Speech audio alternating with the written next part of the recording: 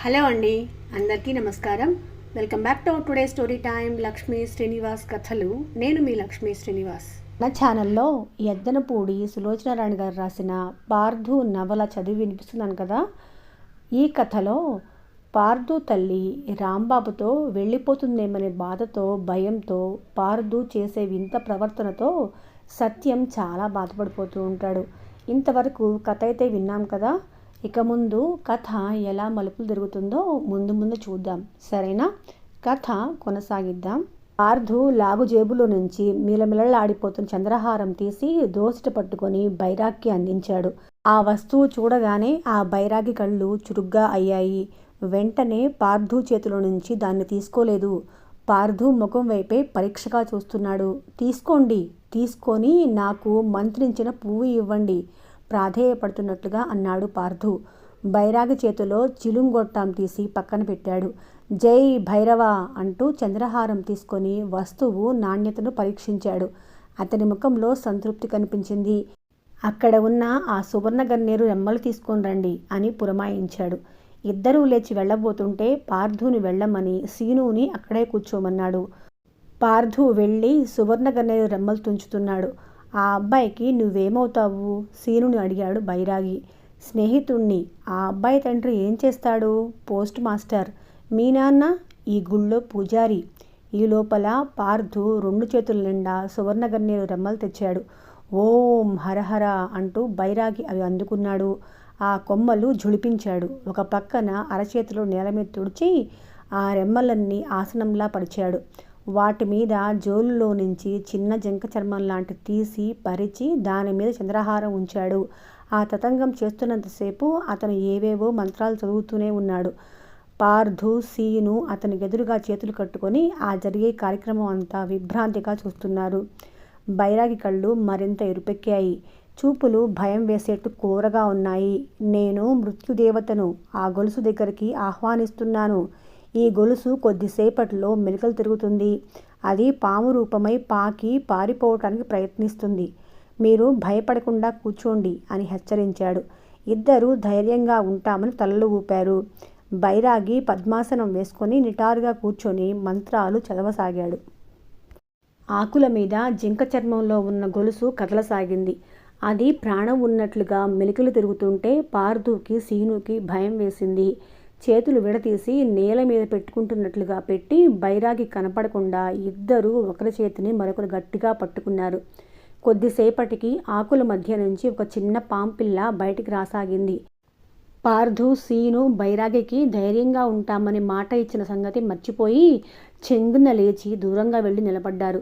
మీకేం భయం లేదు, అది మృత్యుదేవత, దాన్ని నేను పువ్వులోకి ఆహ్వానిస్తాను. బైరాగి సువర్ణగన్నేరు పువ్వు తెంపి అక్కడ పెట్టాడు. నీళ్లు తీసి ఆ పువ్వు మీద, పార్థు మీద, సీను మీద చల్లాడు. కూర్చోండి అన్నాడు. ఇద్దరూ కూర్చున్నారు. పాము పిల్ల ఆకుల మధ్యకి వెళ్ళిపోయింది. అతను తీర్థమిచ్చాడు. ఇద్దరూ తాగారు. కళ్ళు మూసుకోండి అన్నాడు. ఇద్దరూ వెంటనే కళ్ళు మూసుకున్నారు. నేను చెప్పే వరకు తెరవద్దు. తలలూపారు. అతనేవేవో మంత్రాలు చదువుతూ ఉన్నాడు. కొద్దిసేపటికి ఇద్దరికీ నిద్ర రాసాగింది. ఆవలింతలు బలవంతాన ఆపుకోవాలన్నా సాధ్యం కాలేదు. మరో 5 నిమిషాల్లో ఒకరి పక్కగా ఒకరు జరిగి నిద్రపోయారు. 12 గంటలు అవుతుండగా పూజారి దేవుడికి మహానైవేద్యం పెట్టి గుడి తలుపులు మూసి వెళుతూ ఉండగా మండపం మీద పిల్లలిద్దరూ నిద్రపోవటం చూసి అక్కడికి వచ్చాడు. ఓరి వెధవా, ఇక్కడ తగలబడ్డావా? ఒరే సీను, సీను అంటూ ఒంటి మీద 2 చరిచాడు. ఆ పిలుపుకి సీను కంటే ముందు పార్థుకి వెంటనే మెలకువ వచ్చింది. కళ్ళు నలుముతూ లేచి కూర్చున్నాడు. ఇంకా మత్తుగా ఉంది. సీను ఎంత కొట్టినా లేవటం లేదు. గాడిద వెధవ, ఒళ్ళు బలిసి ఇప్పుడా నీకు నిద్ర? ఇంకా 2 అంటించాడు. సీను బద్ధకంగా లేచాడు. పార్థుకి హఠాత్తుగా బైరాగి విషయం గుర్తుకొచ్చింది. అరే సీను, ఈ బైరాగి ఏడ్రా అన్నాడు. ఏమోరా, ఉండు నిద్ర వస్తుంది అని మళ్ళీ పడుకోబోతుంటే పిర్ర మీద దెబ్బ పడటంతో లేచి కూర్చున్నాడు. దుకాణానికి వెళ్ళి మీ అమ్మ చింతపండు, మిరపకాయలు తెమ్మని డబ్బులు ఇస్తే ఇక్కడ పడి నిద్రపోతున్నావా? ఏవి ఆ డబ్బులు? సీనుకి గుర్తు వచ్చి జేబులు తడుముకున్నాడు. అరే లేవు, ఎక్కడ పోయాయి? బిక్కముఖం వేశాడు. పోయాయా? పోతాయిరా, పోతాయి. ఉండు, మీ అమ్మ వస్తుంది. ఆ పోవటం ఏమిటో ఆవిడకి చెప్పు అంటూ వెళ్ళాడు. పార్థుకి చాలా భయం వేసింది. ఈ బైరాగేడి, పువ్వు ఏది, గొలుసు ఏమైంది? పార్థు గుండెలు జల్లుమన్నాయి. ఆ బైరాగి ఆ చంద్రహారం ఎత్తుకుపోలేదు కదా. తను ఇక్కడికి వచ్చింది కల కాదన్నట్లు మండపం కింద సువర్ణకనేరు కొమ్మలు పడి ఉన్నాయి. సీను, ఈ బైరాగి ఏడ్రా? భయంగా అడిగాడు. అదే నాకు తెలియటం లేదు. నేను ఇక్కడికి వచ్చినప్పుడు నా లాగుజేబులో 12 రూపాయలు ఉన్నాయి. నేను దుకాణానికి వెళుతూ ఉండగా నువ్వు ఎదురైతేనేగా మనం ఇక్కడికి వచ్చింది. మనం నిద్రపోతూ ఉండగా ఆ బైరాగి తీసుకున్నాడేమో. అమ్మ బాబోయ్, 12 రూపాయలు పోయాయంటే మా అమ్మ చంపేస్తుంది. సీను, మా అమ్మ చంద్రహారం ఎలా? అది కూడా పట్టుకుపోయినట్టున్నాడు బిక్కముఖంతో అన్నాడు పార్థు. సీను నిశ్చేష్టుడైనట్లుగా కూర్చున్నాడు. ఇప్పుడెలా? మళ్ళీ అన్నాడు పార్థు. ఇప్పుడు మా అమ్మ వస్తుంది. ముందు మా అమ్మను తప్పించుకోవాలి. 12 రూపాయలు పారేశానని చెబితే నా పీక నొక్కేస్తుంది. ఒరే పార్థు, మీ అమ్మకి కొలిసిపోయిందని తెలిసినా నిన్ను చంపేస్తుంది. మనం ఈ పూట ఎవ్వరికీ కనిపించవద్దు. గుళ్ళపాడు వెళ్ళిపోయి ఎక్కడైనా దాక్కుందాం అన్నాడు సీను. ఎక్కడ ఉంటాం? ఎవరు రానిస్తారు? అక్కడొక సత్రం ఉంది, నాకు తెలుసు. మనం కనిపించకపోతే కంగారు పడతారా? మనం ఏమైపోయామోనని మన అమ్మలు ఏడుస్తారు. అప్పుడు మనం కంటికి కనిపిస్తేనే చాలు అనుకుంటారు. నాన్నలకు కూడా ఆ కంగారులో కోపం తగ్గిపోతుంది. అప్పుడు మనం జరిగిందంతా చెప్పేస్తే బైరాగి మీదనే కోపం వస్తుంది. వెళదాం పదా, ఇక్కడ ఉండొద్దు. ఇంట్లో చెప్పకుండానా? పార్థు సందేహించాడు. చెబితే వెళ్ళనిస్తారేమిట్రా? అయినా చెప్పకుండా నువ్వు చంద్రహారం ఎత్తుకురాలా? నేను ఎత్తుకు వచ్చానా? ఛీ, నేను దొంగతనం చేయలేదు. ఆ బైరాగి మళ్ళీ ఇస్తానంటే తెచ్చాను. ఇప్పుడు అది పోయిందిగా, ఇక నువ్వు ఎత్తుకొచ్చినట్లే. పార్థు పెదవి నములుతూ నిలబడ్డాడు. చంద్రహారం పోయిందనే భయం, అమ్మకు తెలిస్తే ఏమవుతుందో అన్న దిగులు పార్థుని కృంగదీయసాగాయి. నువ్వు నాతో వస్తావా రావా? రాను. రాకపోతే మీ అమ్మతో నాన్నతో దెబ్బలు తిను. నేను మాత్రం ఉండను బాబు. బైరాగ్కి ఇచ్చినట్లు చెప్పేద్దాం.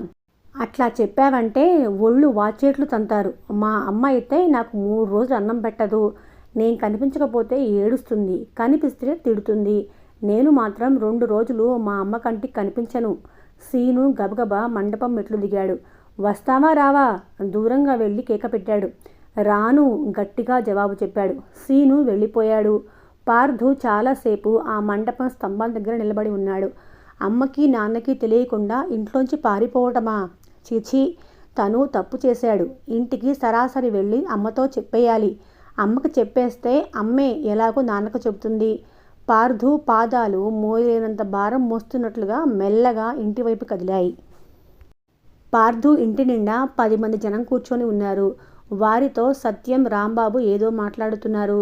లక్ష్మి వంటింట్లో హడావుడిగా ఉంది. వేడి వేడి ఉల్లిపాయ పకోడీలు గుమగుమకి పార్థు ముక్కుపుటాలు ఆనందంగా పెద్దవయ్యాయి. లక్ష్మితో పాటు పనిపిల్ల సుబ్బులు కూడా గాజు గ్లాసులు కడిగి అక్కడ పెడుతూ సినిమా పాటలు పాడుతూ హడావుడిగా పనిచేస్తుంది. కొడుకుని చూడగానే లక్ష్మి, ఎక్కడికి వెళ్ళావురా పార్థు? చప్పున ఇలారా, ఆ ఆకులు తీసుకువెళ్ళి ముందు గదిలో వాళ్ళకివ్వు. ఒక్కొక్క ఆకు నిండా పకోడీలు పెడుతూ అంది. లక్ష్మి పెద్ద పళ్ళెంలో ఆకులు పెడుతూ ఉండగా ఇంతలో సత్యం లోపలికి వచ్చాడు. ఏమోయ్, అయిందా? ఇంకా ఆలస్యం ఉందా? అయిపోయిందండి. సత్యం ఆ పళ్ళెం అందుకొని, పార్థు గ్లాసులతో మంచినీళ్ళు పట్టుకోనరా అని పురమాయించి వెళ్ళాడు. లక్ష్మి గ్లాసులు దొంతర పార్థు చేతికిచ్చి మంచినీళ్లు చిన్న పూజా బిందెతో పని మనిషికి ఇచ్చి ముందు గదిలోకి తీసుకెళ్లమంది. పార్థు క్షణంసేపు తన మనసులో బాధ, భయం మర్చిపోయాడు. ముందు గదిలో తండ్రి చేతికి గ్లాసు ఇస్తుంటే తలపాగా చుట్టుకొని చేతికి రాళ్ల ఉంగరాలు పెట్టుకున్న ఒక వ్యక్తి, మీ అబ్బాయా అండి అని అడిగాడు. అవునండి అన్నాడు సత్యం. ఒక్కడేనా, ఇంకా ఉన్నారా? ఒక్కడే. సత్యం పార్థు చేయి పట్టుకొని దగ్గరకు తీసుకొని ఊళ్ళో కూర్చోబెట్టుకుంటూ అన్నాడు. అందరూ పకోడీలు చాలా రుచిగా ఉన్నాయని మెచ్చుకుంటూ తింటున్నారు. ఒక ఆయన తింటూనే సందేహంగా తలెత్తుతూ, సత్యం గారు, ఇంతకీ రేపు మన ఊరికి వచ్చే ఆ ముఖ్యమంత్రి గారు మన సంగతులన్నీ వింటారంటారా? ఎందుకు వినరు? మీరంతా ఒకటే మాటగా ఉండి మన ఊరికి స్కూల్ లేకపోవటం వల్ల ఎంత ఇబ్బంది పడుతున్నామో, పోస్ట్ ఆఫీస్ లేకపోవటం వల్ల ఎంత యాతనగా ఉందో చెప్పాలి. ఆ చెప్పేదంతా అదేదో మీరే చెప్పండి అన్నాడు ఇంకో అతను. నేను రాంబాబు గారు చెబుతాను లేవయ్యా, మీలో కూడా ఒకరిద్దరు మాట్లాడితే బాగుంటుంది అన్నాడు సత్యం. పెద్దోళ్లతో మాట్లాడాలంటే భయమండి. యదవది నోరు ఇప్పితే మాకు బూతులు రాందే మాట సాగదయ్యే. ఆ ముఖ్యమంత్రి గారు కూడా మీ రైతు వర్గం నుంచి వచ్చిన మనిషేగా, ఏమీ అనుకోళ్లే. ఇంతకీ మీ శ్రమ ఆ రాంబాబు గారు పుణ్యమా అని ముఖ్యమంత్రి గారు మన ఊరు వచ్చే ఏర్పాటైంది. ఆ దండలేవో ముందు మీకు వెయ్యాలి మేము అన్నాడు ఇంకో ఆసామి. మేం చేసిందేముందిలేండి అన్నాడు రాంబాబు. అమ్మమ్మ, అట్లా అనకండి. ఆ మంత్రిగారి పిఏకి మీరు చెప్పకపోతే ఆయన ప్రోగ్రాం ఇక్కడేసేవాడేంటి? ఆ మాట నేను ఒప్పుకుంటాను అన్నాడు సత్యం. తండ్రి ఒడిలో కూర్చొని పార్థు ఆ మాటలు వింటున్నాడు. ఇదిగో నారాయణ, మంత్రిగారికి వేసే దండ ఖర్చు నీ వంతు, రంగు కాగితాల ఖర్చు పరమేశ్వరయ్యది. అక్కడ ఆ సమయంలో ఇచ్చే కాఫీ టిఫిన్ ఖర్చు నాది. సత్యం బాధ్యతలు పనిచేశాడు. మరి నీవేం చేస్తావయ్యా కుమరయ్య? ఎవరో ఒక ఆయన్ని అడిగారు. ముఖ్యమంత్రి గారి మీద పాట రాసి చదువుతాను. అందరూ గొల్లు నవ్వారు. ఎంత తేలిగ్గా కొట్టేశావయ్యా అన్నారు ఇంకొకరు. పిల్ల పాప లేరు, ఏం చేసుకుంటావయ్యా అంత డబ్బు? ఎవరో దెప్పి పొడిచారు. ఇంతలో పని మనిషి కాఫీలు తెచ్చి ఇచ్చింది. సత్యంగారు, మాకెందుకండి ఈ కాఫీలు? రుచి తెలుస్తుందా చస్తుందా? ఒక బట్టతలాయన అన్నాడు. తాగరాదంటే మామా, తాగుతూ ఉంటే అదే రుచి తెలుస్తుంది అన్నాడు మేనల్లుడు. సత్యంగారు, పనిలో పని, మన ఊరిలో కాఫీ దుకాణం కూడా పెట్టించరాదటండి అన్నారు ఇంకోరు. ఎందుకు? నువ్వు ఇంకా సారాయి దుకాణం వైపు వెళ్ళవేంటి? ఇంకోరన్నారు. లక్ష్మి తలుపు పక్క నిలబడి ఈ కబుర్లకి తను కూడా నవ్వుతుంది. ఎల్లుండే ముఖ్యమంత్రి గారు వచ్చేది, మర్చిపోకండి. అందరూ వెళుతుండగా సత్యం హెచ్చరికగా అన్నాడు. బాబాబు, ఎందుకైనా మంచిది, రేపు సాయంత్రం ఓసారి టముకు వేయించండి, ఒక పెద్దాయన సలహా ఇచ్చాడు. అలాగే, ఈ పూట చెప్పి ఉంచుతాను అన్నాడు. అందరూ వెళ్ళిపోయారు. అబ్బబ్బా, వీళ్లతో మీరెలా వేగుతున్నారో గానీ నాకు చెడ్డ చిరాకు వచ్చేస్తోంది అన్నాడు రాంబాబు. ఏం చేస్తాను చెప్పండి? ఊరికి కనీసం ఏ ఒక్కరో అయినా బాధ్యత వహించకపోతే ఇదిగో ఇలాగే కనీస అవసరాలకు కూడా ఇబ్బందులు పడుతూ గడపాల్సి వస్తుంది. ఆ బాధ్యత వహించే వాళ్ళకి మిగతా వాళ్ళందరూ సహాయపడితే ఎంతైనా కష్టపడవచ్చు. కానీ ఇలాగా బాధ్యత అంటేనే అంత. వాళ్ళ తెలివితేటలు చూడండి. మిగతా కబుర్లను చక్కగా చెబుతారు, మన ఒడిలో ఊరికే పోసినంత బాధగా ఇస్తారు. ఈ పల్లెటూరు వాళ్ళకి మీ పట్నం వాళ్ళకి కనిపించినంత సులభంగా డబ్బు కళ్ళకు కనిపించదు. అందుకని ఆ తాపత్రయం అన్నాడు సత్యం నవ్వుతూ. పార్థుకి రాంబాబు వచ్చి తండ్రి గొప్పతనంలో భాగం పంచుకుంటున్నట్లుగా అనిపించింది. రాంబాబు చెడ్డవాడని తండ్రికి తెలియనందుకు విచారం వేసింది. ఇంతలో వర్ధనమ్మ రాగాలు తీస్తూ అక్కడికి వచ్చింది. ఏమిటత్తయ్యా, ఏమైంది అన్నాడు సత్యం కంగారుగా. మా సీను కనిపించటం లేదురా నాయనా. ఏరా పార్థు, మీరిద్దరూ గుడి మండపం మీద ఉండగా మీ తాతయ్య చూశారంటగా. ఇంట్లోంచి పొద్దున అనగా పోయిన వెధవ ఇంతవరకు కంటికి కనిపించలేదు. చింతపండు మిరపకాయలు తెమ్మని 12 రూపాయలు ఇచ్చాను, అవి పోయాయట. కేకలేస్తానని ఇంటికి రాలేదు. ఏమైపోయాడో ఏమిటో పాపిష్టి దాన్ని. చద్ది అన్నం కూడా పెట్టకుండా కొట్టుకు వెళ్ళమని తిట్టాను. కంగారు పడకత్తయ్యా, రూపాయలు పోయాయని ఇంటికి వస్తే తిడతావని ఏ మూల అయినా దాక్కున్నాడేమో. ఈ ఊళ్ళో వాడు తిరిగే చోట్లన్నీ వెతికాన్రా నాయనా, ఎక్కడా లేడు. ఏరా పార్థు, నీకేమైనా చెప్పాడా? పార్థు తడపడ్డాడు. భయంగా చూడసాగాడు. చెప్పు బాబు, నేనేమీ అనలే. వాడు మళ్ళీ లక్షణంగా నా కంటికి కనిపిస్తే చాలు. ఆవిడ శోకం తీస్తూనే అడిగింది. వర్ధనమ్మ మాట విని లక్ష్మి బయటకు వచ్చింది. ఏం జరిగింది పిన్ని అంటూ కంగారుగా అడిగింది. మా సీను కనిపించడం లేదే తల్లి. మీ బాబాయి గుడి తలుపులు మూసి ఇంటికి వస్తుంటే సీను పార్థు అక్కడ మండపం మీద కూర్చొని కనిపించారంట. మీ బాబాయ్ ఇంటికి వచ్చి చెప్పారు, రూపాయలు పోయాయి అన్నాడంట. అక్కడి నుంచి వాడి కోసం వెతుకుతూనే ఉన్నాను, ఎక్కడా లేడు. డబ్బులు పోయాయి అనే భయంతో ఏదైనా అఘాయిత్యం చేశాడేమోనని. ఉండు పిన్ని, పార్థుని అడుగుతాను. ఏరా పార్థు, సీను నీతో ఏం చెప్పాడు? లక్ష్మి కొడుకుని దగ్గర తీసుకుని అడిగింది. డబ్బులు పోయాయని చెప్పాడమ్మా. మీ ఇద్దరు ఎంతసేపు అక్కడ ఉన్నారు? తాతయ్య ఇంటికి వెళ్ళిన తర్వాత మరే ఇంటికి వెళితే మా అమ్మ కొడుతుంది, నేను వెళ్ళను, గుళ్ళపాడు వెళ్ళిపోతాను అని వెళ్ళిపోయాడు. అదిగో నే అనుకున్నట్లు జరిగింది. గుళ్ళపాడు వెళ్ళాడో ఇంకెటైనా పోయాడో. ఉండు పిన్ని. ఏరా పార్థు, నువ్వు చెప్పేది నిజమేనా అంది లక్ష్మి. సత్యం పార్థును దగ్గరకు తీసుకున్నాడు. పార్థు ఎప్పుడైనా అబద్ధం చెప్పాడా లక్ష్మి? సీను ఆకతాయి, నిజంగా వెళ్ళే ఉంటాడు అన్నాడు.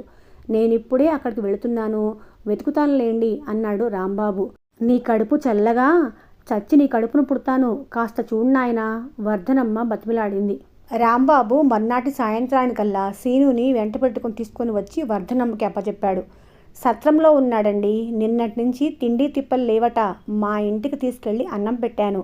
స్నానం చేయించి ఆ బట్టలు మార్పించండి అన్నాడు. వర్ధనమ్మ డబ్బులు పోయినందుకు కొడుకుని తిట్టలేదు సరికదా, అసలు ఆ మాటే ఎత్తలేదు. ఇంటికి తీసుకెళ్ళి తలంటి పోసి కొత్త బట్టలు తొడుక్కోవడానికి ఇచ్చి పైనుంచి ₹1/2 చేతిలో పెట్టి ఏమైనా కొనుక్కోమని తినమని చెప్పింది. సీను హుషారుగా పార్థు దగ్గరకు వచ్చాడు. జరిగిందంతా చెప్పి విజయగర్వంగా, నేను చెప్పలేదు ఇట్లా చేస్తే మా అమ్మ ఏడ్చి నా కోసం దిగులు పడుతుందని అన్నాడు. పార్థుకి చాలా ఆశ్చర్యం వేసింది. మీ అమ్మ గొలుసు గురించి అడిగిందా అడిగాడు రహస్యంగా. లేదు. అసలు నువ్వు తీసినట్టు మీ అమ్మకు తెలుసా? తెలియదు. అయితే చెప్పకు. అమ్మ గొలుసు కోసం వెతుక్కుంటే. నువ్వేం మాట్లాడకు, మెదలకుండా ఊరుకో, సీను సలహా ఇచ్చాడు. ఆ సలహా బాగానే ఉన్నా పార్థు మనసులో దిగులు పోలేదు. 3వ రోజు వచ్చింది. ఊరంతా ముఖ్యమంత్రి రాకకు సన్నాహాలు చేస్తూ ముస్తాబవుతుంది. వీధుల నిండా రంగు కాగితాలు, తోరణాలు కట్టారు. మైక్ పెట్టారు. స్టేజీ కట్టారు. ఆడవాళ్లు పిల్లలతో సహా 3ంటికే వచ్చి కూర్చోవలసిందని టముకు వేయించారు. ఆడవాళ్లంతా హడావుడిగా ముస్తాబులవుతున్నారు. సత్యానికైతే క్షణం తీరటం లేదు. ఇంటికి స్టేజీకి దగ్గర అవటం వల్ల మాటికి వెళ్ళి వస్తున్నాడు. లక్ష్మి పార్థుకి తలదువ్వి కొత్త బట్టలు తొడిగింది. తను జరీయందు చీర కట్టుకుంది. తలలో డిసెంబర్ పూలమాల పెట్టుకుంది. గదిలోకి వెళ్ళి చంద్రహారం కోసం పెట్టె తెరిచింది. అది అందులో లేదు. ఎవరో దాన్ని తీసినట్టుగా బట్టలు చెల్లాచెదురై ఉన్నాయి. లక్ష్మి నిశ్చేష్టురాలైంది. చంద్రహారం ఎలా పోయింది?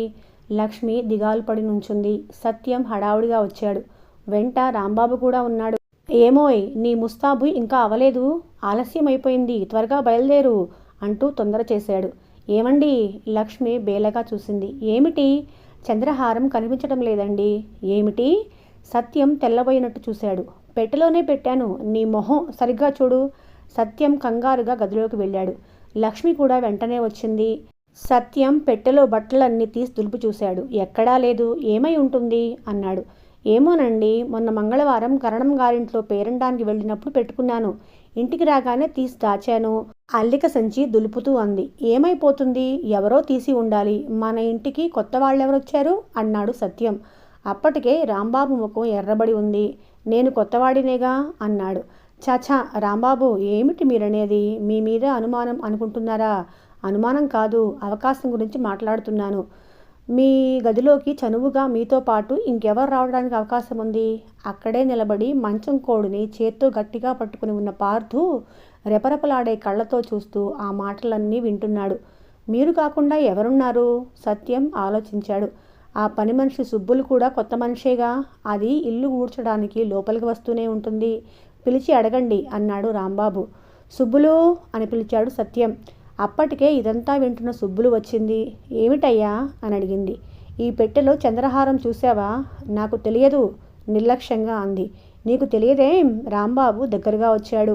మర్యాదగా చెప్పు. ఆ చంద్రహారం నీకు తెలియకుండా ఎక్కడికి పోదు. అది నువ్వు తీయకపోతే నేను దొంగనవుతాను. నేను అది తీయలేదు. ఏమో, నువ్వే తీసావేమో, నాకు తెలియదు. రాంబాబు అదిరిపడ్డాడు. తెలియదు? రాంబాబు నడుంకి ఉన్న బెల్టు ఊడదీస్తూ అడిగాడు. తెలియదంటుంటే? దొంగతనం చేయాలంటే ఈ ఇల్లు ఎందుకు? ఊర్లో డబ్బున్న ఇళ్ళు శానా ఉన్నాయి. రాంబాబు చేతిలో ఉన్న బెల్టు సుబ్బుల మీద చెల్లును వాలింది. మర్యాదగా అది ఎక్కడుందో చెప్పు. నాకు తెలియదంటుంటే ఏడుస్తూ అంది. పార్థు ఆ దెబ్బలు చూసి చప్పున తల్లిని చుట్టేసుకున్నాడు. రాంబాబు సుబ్బుల్ని కొడుతూనే ఉన్నాడు. పార్థు ఆ దెబ్బలు తనకే తగులుతున్నట్లుగా ఏడవసాగాడు. లక్ష్మి సముదాయించింది. సత్యం రాంబాబు చేతిలో బెల్టు లాక్కున్నాడు. మీరు ఊరుకోండి. పోలీసులకి అప్పచెప్తే అదే నిజం చెప్తుంది. పోలీసులకు కాదు, ఆ దేవుడికి అప్పచెప్పినా మీ గొలుసు నా దగ్గర దొరకదు. దాని మాటలు చూశారా అన్నాడు రాంబాబు. దాని కాస్త మాటకారితనం ఉందిలేండి అన్నాడు సత్యం. సుబ్బుల్ని పోలీసులకు అప్పచెప్పటానికి రాంబాబు గుళ్లపల్లి జీపులో తీసుకెళ్లాడు. ముఖ్యమంత్రి గారు రావటంతో ఆ విషయం అంతకంటే ఎక్కువగా మాట్లాడే అవకాశం రాలేదు. ముఖ్యమంత్రి గారు ఉపన్యాసం ఇచ్చారు. సత్యం సమర్పించిన విన్నపం విని త్వరలో ఈ ఊరుకు స్కూలు, పోస్టాఫీసు వచ్చే ఏర్పాటు చేస్తానని హామీ ఇచ్చారు. సత్యం లాంటి ఆదర్శ వ్యక్తులు ఊరికి ఒకరున్నా ఈ పల్లెటూళ్ళన్నీ బాగుపడతాయంటూ సత్యాన్ని ప్రశంసించారు. ప్రోగ్రాం ముగిసి ఇంటికి వచ్చేసరికి చాలా ఆలస్యమైంది. సుబ్బుల్ని రాంబాబు పోలీస్ స్టేషన్లో అప్పచెప్పి వచ్చాడా అని అడిగింది లక్ష్మి. అన్నాడు సత్యం. గొలుసు పోయినందుకు లక్ష్మికి చాలా విచారంగా ఉంది. తండ్రి పక్కలో పడుకున్న పార్థు, నాన్న, పోలీసులు సుబ్బుల్ని ఏం చేస్తారు అని అడిగాడు. చావ చితగ్గొట్టి గొలుసు ఎక్కడ దాచిందో చెప్పిస్తారు అన్నాడు సత్యం. సత్యం, లక్ష్మి ఇద్దరూ నిద్రపోయారు. పార్థు కూడా మెల్లగా నిద్రపట్టింది. పోలీసులు లాఠీలతో తనను కొడుతున్నట్లుగా పార్థుకి కల వచ్చింది. నిద్రలో అరుస్తూ ఏడుస్తూ లేచి కూర్చున్నాడు. వెధవ కలబరింతలు నువ్వు, సరిగ్గా తిరిగి పడుకో అన్నాడు సత్యం పార్థుని. పార్థు తండ్రి మంచం మీద నుంచి మెల్లగా జారి వచ్చి తల్లి మంచం ఎక్కి తల్లి దగ్గర హత్తుకుపోయి పడుకున్నాడు. వారం రోజుల అనంతరం, ఆ రోజు ఆదివారం అవటం వల్ల సత్యం ఇంట్లోనే ఉన్నాడు. అతని ఇంటి ముందు పోలీస్ జీబు ఒకటి వచ్చి ఆగింది. అందులో నుంచి పోలీస్ అధికారి దిగి లోపలికి వచ్చాడు. సత్యం ఆయన రాక చూసి తెల్లబోయినా లేచి ఎదురు వెళ్ళి మర్యాదగా లోపలికి ఆహ్వానించాడు. సార్, ఈ మధ్య మీ ఇంటికి ఎప్పుడైనా ఎవరైనా బైరాగి వచ్చాడా అని అడిగాడు. సత్యం గుర్తు చేసుకుంటూ లేదు అన్నాడు. మీరు ఇంట్లో లేని సమయంలో ఎవరైనా వచ్చి ఉండవచ్చు. మీ ఆడవారిని కొంచెం అడగండి. లక్ష్మి, సత్యం పిలిచాడు. పనిలో ఉన్న లక్ష్మి భర్త దేనికో పిలుస్తున్నాడనుకొని చేయి తుడుచుకుంటూ వచ్చి పోలీస్ అధికారిని చూసి చకితురాలైపోయినట్లు ఆగింది.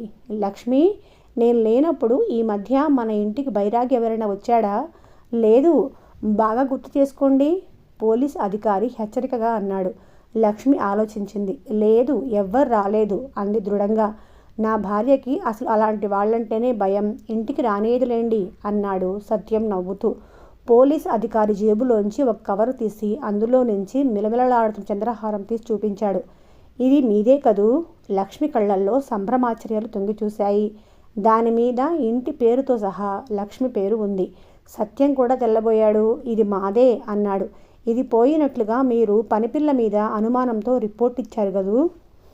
అవునవును, కానీ ఇది ఈ మధ్య ఈ చుట్టుపక్కల ఊళ్ళల్లో బైరాగి వేషంలో తిరుగుతున్న ఒక దొంగను మేము పట్టుకోగా అతని దగ్గర దొరికింది. ఇది అతనికి మీ అబ్బాయి తెచ్చి ఇచ్చాడని చెబుతున్నాడు.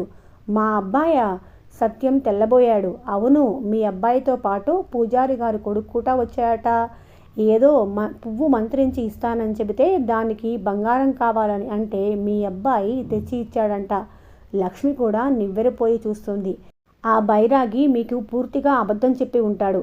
మా పార్థు అలాంటి పిల్లవాడు కాదు అన్నాడు సత్యం. మీ అబ్బాయిని పిలవండి. ఆ పూజారి కొడుకెవరో అతన్ని కూడా అడిగిస్తే తెలుస్తుంది అన్నాడు పోలీసు అధికారి. పార్థు ఏడి, వాడిని పిలువు అన్నాడు సత్యం. దొడ్లో గాలిపటం ఎగరేస్తున్నాడు అంటూ లక్ష్మి వంట ఇంట్లోకి వెళ్ళి కిటికీలోంచి పార్థు, పార్థు, నాన్న పిలుస్తున్నారు అంటూ కేక పెట్టి పిలిచింది. మరో 2 నిమిషాల్లో పార్థు గాలిపటం, అది ఎగరేయటానికి దారం చుట్టిన కందెనతో సహా లోపలికి వచ్చాడు. ముందు గదిలో పోలీసులను చూడగానే గతుక్కుమన్నట్లుగా ఆగాడు. కళ్ళు వెడల్పయ్యాయి. పార్థు, ఇలారా సత్యం పిలిచాడు. పార్థు అపాయం పసిగట్టిన వాడిలా అడుగులో అడుగు వేసుకుంటూ బిక్క ముఖంతో తండ్రికి ఎదురుగా వెళ్ళి నిలబడ్డాడు. సత్యం చేయి జాపి అరచేతుల్లో గొలుసు పార్థుకి చూపించాడు. మీ అమ్మ గొలుసు నువ్వు బైరాగి కానీ ఎవరికైనా ఇచ్చావా? పార్థు తండ్రి వైపే చూస్తున్నాడు. ఆ చూపులు ఉగురుతాడును చూసిన బందీలా ఉన్నాయి. నీకేం భయం లేదు, నిజం చెప్పు. సీనుతో కలిసి నువ్వు ఎప్పుడైనా గుడి దగ్గర మండపంలో ఉన్న బైరాగి దగ్గరకు వెళ్ళావా? పార్థు పెదవులు ఆరిపోయినట్టయ్యాయి. చూపులు నేల మీదకు వాలాయి. పోలీసు అధికారి అనుమానంగా అన్నాడు. నిజం చెప్పు బాబు, మేము నిన్నేమి అనం. ఆ బైరాగి చెప్పింది నిజమేనా లేక అబద్ధమా అన్నది మాకు తెలియాలి. మీ గొలుసు మీకు వచ్చేసిందిగా, ఇంక భయం లేదు. పార్థు తలెత్తి దీనంగా ఆ పోలీసు అధికారి వైపు చూశాడు. చెప్పు, నిన్నే. నువ్వు సీనుతో కలిసి బైరాగి దగ్గరికి వెళ్ళావా లేదా? సత్యం రెట్టిస్తున్నట్లుగా అడిగాడు. వెళ్ళాం అన్నట్లు తల తిప్పాడు.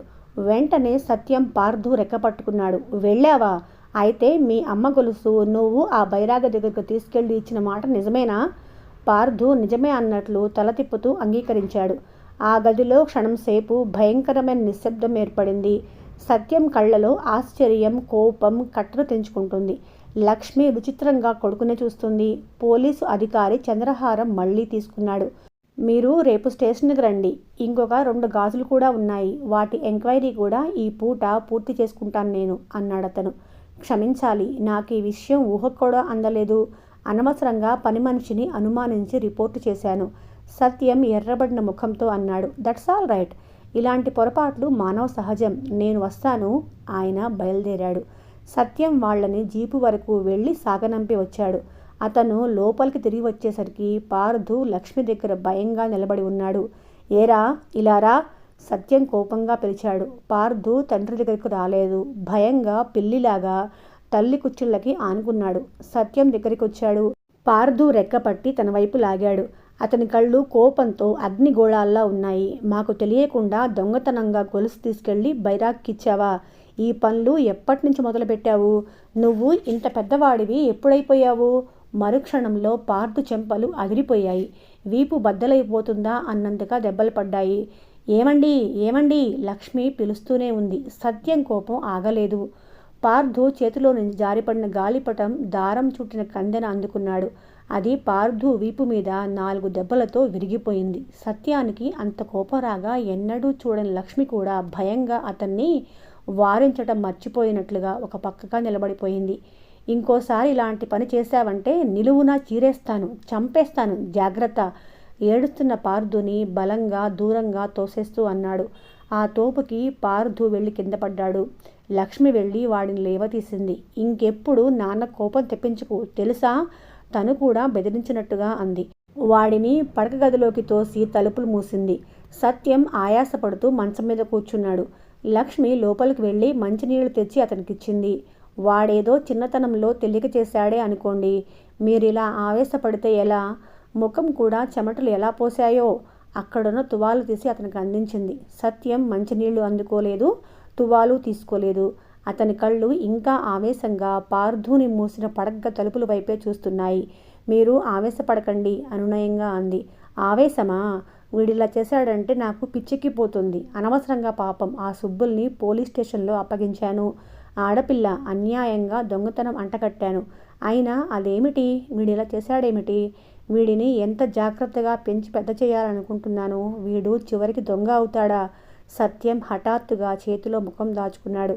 లక్ష్మి అతని భుజం మీద చెయ్యి ఆనించింది. మీకేమైనా పిచ్చా? చిన్నపిల్లలు తెలుసో తెలియకో ఏదో చేస్తూ ఉంటారు. ఇందులో ఆ శ్రీను ప్రోత్సాహం ఎంత ఉందో ఏమిటో. నేను మెల్లిగా వాడిని సంగతంతా కనుక్కుంటాను. మీరు బాధపడకండి. అడుగు లక్ష్మి, వాడు ఎందుకు అలా దొంగతనం చేయాల్సి వచ్చిందో కనుక్కో. పార్థు ప్రవర్తనలో ఏ మాత్రం లోపం కనిపించినా నాకెందుకో చాలా బాధగా ఉంటుంది. నేను భరించలేను. ఆ సంగతి నాకు తెలియదా? మీరు ఈ మంచినీళ్లు తాగండి. బలవంతంగా అతని చేతి తాగించింది. సత్యం మంచినీళ్లు తాగి పడుకున్నాడు. లక్ష్మి వంట ఇంట్లో సగంలో వదిలేసి వచ్చిన పని పూర్తి చేసుకోవడానికి వెళ్ళింది. సత్యం కోసం ఎవరో వచ్చారు. అతను లేచి వాళ్లతో వెళ్ళిపోయాడు. లక్ష్మి పనంతా ముగించుకొని వచ్చింది. పార్థుని బంధించిన గది తలుపులు ఇంకా మూసే ఉన్నాయి. లక్ష్మి ఒక క్షణం ఆలోచించింది. తర్వాత వెళ్ళి మెల్లగా గది తలుపులు చప్పుడు కాకుండా తెరిచింది. పార్థు లక్ష్మి ఊహించినట్లుగా నిద్రపోవటం లేదు. పడగ్గది కిటికీలో కూర్చుని గోళ్లు కొరుకుతూ బయటకు చూస్తున్నాడు. తల్లి గదిలోకి రావటం, పాదాల అలికిడికి అతనికి స్పష్టంగానే వినిపిస్తున్నాయి. కానీ ఇటు తల తిప్పలేదు. గోళ్లు కొరకటం మరింత ఎక్కువైంది. కళ్ళ నిండా నీళ్లు తిరిగి వచ్చే ఏడుపు ఆపుకుంటున్నట్లుగా, అంత క్రితం చాలాసేపటి నుంచి ఏడ్చినట్లుగా ఎక్కిళ్ళు వస్తున్నాయి. పార్థు, లక్ష్మి పిలిచింది. వాడు కూర్చున్న తీరు లక్ష్మికి జాలేసింది. పార్థు ఇటు తిరగలేదు. ఈరోజు నాన్నకి ఎంత కోపం తెప్పించావో చూశావా? కొడుకు ఒంటి మీద చెయ్యి వేస్తూ అంది. పార్థు ఎడమ చేత్తో ఆ చేతిని విసురుగా లాగేశాడు. అన్నం తిందుగానరా, అనునయంగా పిలిచింది. పార్థు జవాబు ఇవ్వలేదు. నీ మీద నాకేం కోపం లేదు తెలుసా? ఆ సీనుగాడు ఏదో మాయమాటలు చెప్పి ఉంటాడు. అందుకే నువ్వు ఇలా చేసి ఉంటావు, అవునా? కొడుకుని బలవంతంగా గడ్డం పట్టి తన వైపుకు తిప్పుకుంది. వెంటనే లక్ష్మి కళ్ళల్లో గిర్రును నీళ్లు తిరిగాయి. సత్యం కొట్టిన దెబ్బలకి పార్థు లేత చెంపలు కమిలి వాతలు స్పష్టంగా కనిపిస్తున్నాయి.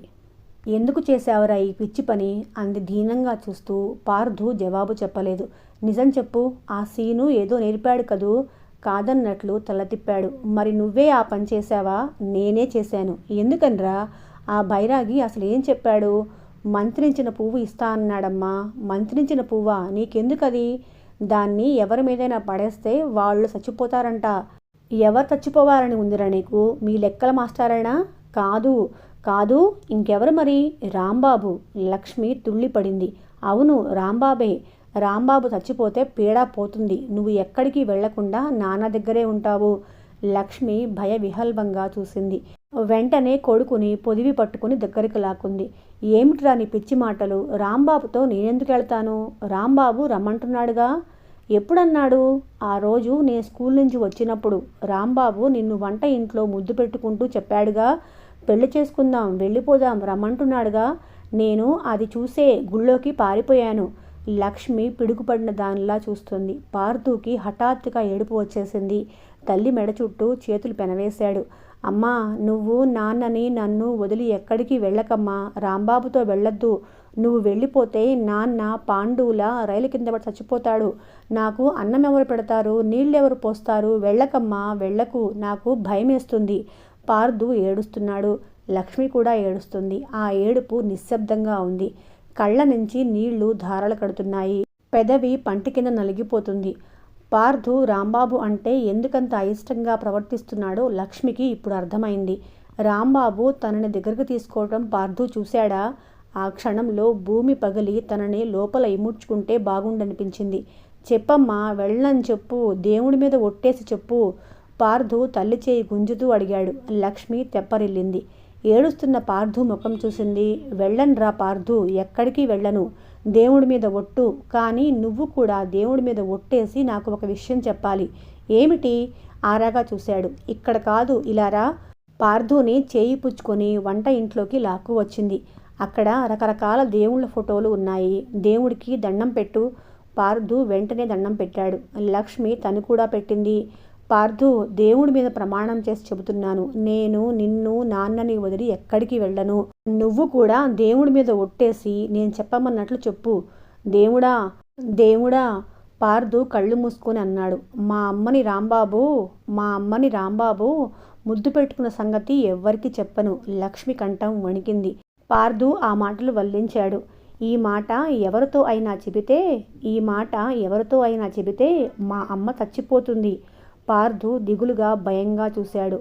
చెప్పు. మా అమ్మ చచ్చిపోతుంది బెంగగా అన్నాడు. లక్ష్మి కొడుకుని దగ్గరకు తీసుకుంది. పార్థు, నువ్వు దేవుడి దగ్గర ఒట్టు వేశావు. ఈ మాట ఎప్పుడూ మర్చిపోకూడదు, సరేనా? నువ్వు మర్చిపోయి నాన్న దగ్గర కానీ ఎవరి దగ్గర కానీ అన్నావంటే తల టప్మని పగిలి నేను చచ్చిపోతాను. అననమ్మా, నేను ఎవరితో అన్ను ఏడుస్తూ అన్నాడు. లక్ష్మికి కాస్త ధైర్యం లాంటిది వచ్చింది. ఉదయం ఎవరో రాగా పని మీద వెళ్ళిన సత్యం రాత్రి పొద్దుపోయిన తర్వాత కానీ తిరిగి రాలేదు. అతనికి ఈరోజు ఎన్నో లంకనాలు చేసినంత నీరసంగా ఉంది. సత్యం వచ్చేసరికే పార్థు నిద్రపోయాడు. అన్నం తిన్నాడా? వస్తూనే అడిగాడు. సత్యం లక్ష్మి వైపు చూశాడు. లక్ష్మి కళ్ళు చాలాసేపు ఏడ్చినట్లుగా ఎర్రబడి ముఖం ఉబ్బి ఉంది. లక్ష్మి, నా మీద కోపం వచ్చిందా? కోపమా? ఎందుకు? పార్థుని పిచ్చివాళ్లా కొట్టాను. బాగుంది. తప్పు చేసిన కొడుకుని ఏ తండ్రి కొట్టడు? ఎందుకలా చేశాడో అడిగావా? చెప్పాడా? ఆత్రంగా అడిగాడు. లేదు. లక్ష్మి ముఖం తిప్పుకుంది. ఏమిట్లేదు? నువ్వు అడగలేదా? వాడు చెప్పలేదా? ఏదైనా ఒకటే. జరిగిందేదో జరిగింది. జరగకూడని పొరపాటు జరిగింది. ఇక ముందు మనం జాగ్రత్తగా ఉంటే సరిపోతుందేమో. అంతేలే. అతను నిట్టూర్చాడు. సత్యం స్నానం భోజనం ముగించుకొని వచ్చి పార్థు పక్కన పడుకున్నాడు. మధ్యాహ్న సంగతి గుర్తుకు వచ్చింది. అతని మనసంతా కలచినట్టుగా ఉంది. ఏనాడు కళ్ళెర చేసి కూడా చూడని వాడిని ఎంతగా కొట్టాను. తనకి ఎందుకంత కోపం వచ్చింది? ఒంటికి చొక్కా వేయకుండా పడుకోబెట్టావేం? జారిన దుప్పట్టి అంచు సరిచేస్తూ అన్నాడు. ఊరికెనే అంది లక్ష్మి లాంతర తెచ్చి తగిలిస్తూ. పార్థు నిద్రలో వెల్లికలా పడుకున్న వాడల్లా బోర్లా తిరిగాడు. దుప్పటి అతని అడుక్కు వెళ్ళి వీపు మీద ఆచ్ఛాదన లేకుండా కనిపించింది. సత్యం దుప్పట తీసుకొని కప్పబోతున్న వాడల్లా ఆగిపోయాడు. అతని కళ్ళు పెద్దవయ్యాయి. తనని తాను నమ్మలేనట్లుగా చూశాడు. పార్థు వీపు నిండా కదుములు కట్టినట్లుగా దెబ్బలు ఉబ్బి ఉన్నాయి. లాంతరు ఏది? లక్ష్మిని లాంతరు అడిగి దగ్గరగా పట్టుకొని చూశాడు. కొద్దిసేపటికి లాంతరు తిరిగి ఇచ్చేశాడు. లక్ష్మి మౌనంగా లాంతరు తీగకు తగిలించి ఒత్తి తగ్గించింది. సత్యం 2 చేతులతో ముఖం కప్పుకున్నాడు. అతను చాలాసేపు అలాగే కూర్చున్నాడు. మంచం మీద కూర్చోబోతున్న లక్ష్మి ఇంకా అలాగే ఉన్న సత్యాన్ని చూసి పడుకోండి అంది. పాపిష్టివాడిని ఎలా కొట్టాను? నేను ఇంత పశువులా ప్రవర్తించగలుగుతానని ఈరోజే తెలిసింది నాకు. నువ్వు నా మీద కోపగించుకోకపోయినా నా మీద నాకు చాలా కోపం వస్తుంది. మీకు ఎంత బాధ కలిగితే అంత కోపం వచ్చిందా అని ఆలోచిస్తున్నాను నేను. ఇది పార్థుకే కాదు, నాకు కూడా పాఠమే. ఎందుకలా అంటున్నావు? నా మనసుకు తోచింది చెప్పాను. గాలికి లాంతర్ మెల్లగా కదులుతోంది. సన్నగా ఉన్న ఆ దీపపు వెలుగులో లక్ష్మి ముక్కు పుడక మెరుస్తోంది. సత్యం దిండులో తలదూర్చుకున్నాడు. అతని చేతి వేళ్లు దిండు అంచుల్ని గట్టిగా పట్టుకున్నాయి. అతనికి ఆ క్షణంలో లేచి వెళ్ళి లక్ష్మి గుండెల్లో తలదూర్చుకోవాలని ఎంతగానో అనిపించింది. కానీ అభిమానం అతన్ని ఆ మంచం మీద నుంచి లేచి కదలనీయలేదు. ఊరికి స్కూలు, పోస్టాఫీస్ శాంక్షన్ కాబోతున్నాయనే వార్త అందరికీ తెలిసింది. స్కూలు కట్టడానికి అయ్యే పైకంలో ఊరి మీద ఒక వంతు వసూలు చేసే బాధ్యత సత్యం మీద పడింది. ఆ ఊరిలో ఉన్న అందరివి అంతంత మాత్రం కుటుంబాలే. చేతి నుంచి డబ్బు దానం చెయ్యాలంటే పంచ ప్రాణాల్లోంచి ఒకటి పెకిలించి ఇయ్యమన్నంత బాధగా చూస్తారు. సత్యం ఆలోచించాడు. ఎంత లేని వాళ్ళు కూడా ఏదైనా నాటకం కంపెనీ వచ్చి ప్రదర్శన ఇచ్చిందంటే ఎగబడి చూస్తారు. సత్యం గుళ్లపాడులో ప్రసిద్ధి చెందిన మయూర్ నాటక కంపెనీతో మాట్లాడి హరిశ్చంద్ర నాటకం ఏర్పాటు చేశాడు. నాటకం టికెట్ ఖరీదు ఎక్కువే పెట్టాడు. ఇంటింటికి తప్పనిసరిగా ఇన్ని కొనాలని నియమం పెట్టాడు. అందరూ ముందు లబలబలాడినా కిమ్మనకుండా తీసుకున్నారు. నాటక ప్రదర్శన అయింది.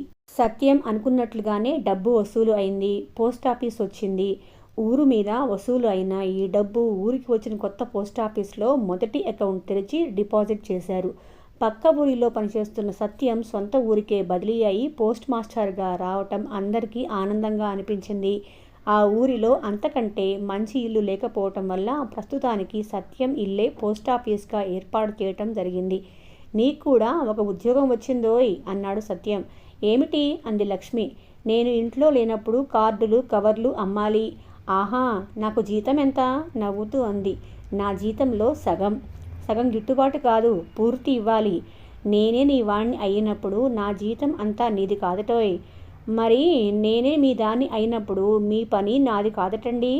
సత్యం తలకొక్కున్నాడు. అతను తెల్లటి చొక్కా తొడుక్కుని జరీ అంచు పంచికట్టుకున్నాడు. నా ఉత్తరీయం ఏది? లక్ష్మి జరీ అంచు ఉత్తరీయం తెచ్చి అందించింది. సత్యం అది భుజం మీద వేసుకున్నాడు. ఇప్పుడెలా ఉన్నాను? లక్ష్మి అతన్ని పరీక్షగా చూసినట్టు చూసింది. అచ్చు కొత్త పెళ్ళికొడుకులా ఉన్నారు. బుగ్గన చుక్క, ముఖాన బొట్టు ఒకటే తక్కువ. పట్టుకురానా? చిచి, కొత్త పెళ్ళికొడుకులాగానా? ఆడతనం పోనిచ్చావు కాదు. సరిగ్గా చూడు, ఎలా ఉన్నాను చెప్పు. టీవీగా నిలబడ్డాడు. లక్ష్మి సరిగ్గా చూసినట్టు నటించింది. అప్పుడు అర్థమైంది. ఏమిటి? ఊరికి పెత్తందారులా ఉన్నారు. అది సరే, కానీ మనం ఊరు వెళుతున్నాము. రావటానికి 2-3 రోజులు పడుతుంది కానీ ఇల్లు జాగ్రత్త. లక్ష్మి ముఖం చిన్నబోయింది. 2-3 రోజుల పని ఎంత త్వరగా అయిపోతే అంత త్వరగా వస్తాను. పార్దుగాడిని కాస్త జాగ్రత్తగా చూస్తూ ఉండు. ఇదిగో ఈ స్కూలు వ్యవహారం కూడా అయిపోతే వాడి విషయం చూస్తాను. బొత్తిగా ముద్దైపోయాడు. చదువు మీద ధ్యాసైపోయింది. సత్యంగారు, బయట కరణంగారు కేక వేస్తున్నారు. వస్తున్నానండి. సత్యం హడావుడిగా చెప్పులేసుకుని బయలుదేరాడు. రాత్రి పొద్దుపోయింది. లక్ష్మి పార్దు ప్రక్కన పడుకొని నిద్రపోతోంది. ఇంటి తలుపు తట్టిన శబ్దమైంది.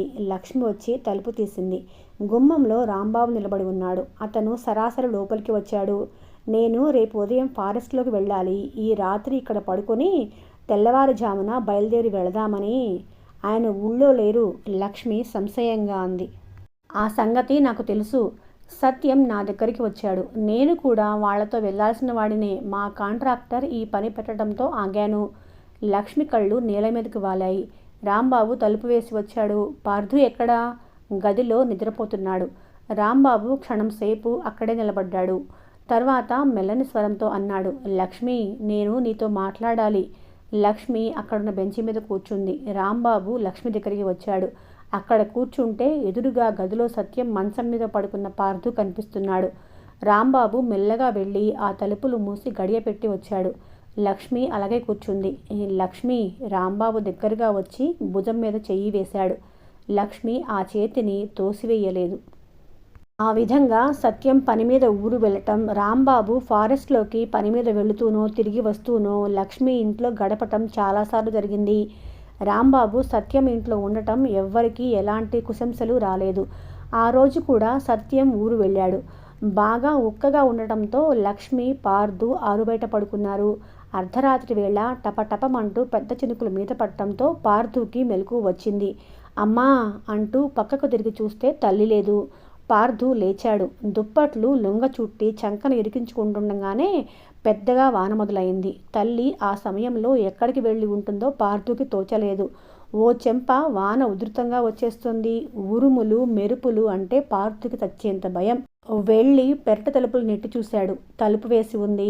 రాత్రి పడుకునేటప్పుడు తల్లి పెరటి వైపు తాళం వేసింది. ఇప్పుడు లోపల తలుపులు వేసి ఉన్నాయి. అమ్మ లోపల ఉందేమో. అమ్మా అమ్మా! తలుపులు గట్టిగా తట్టాడు. కానీ జవాబు రాలేదు. వానజల్లు మరింత ఎక్కువైంది. కళ్ళు జిగేల్మనేట్టు మెరుపులు మెరుస్తున్నాయి. అమ్మా!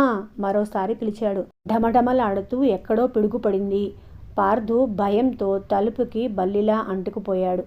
కథ కొనసాగుతుంది. మళ్ళీ రేపు కలుద్దాం.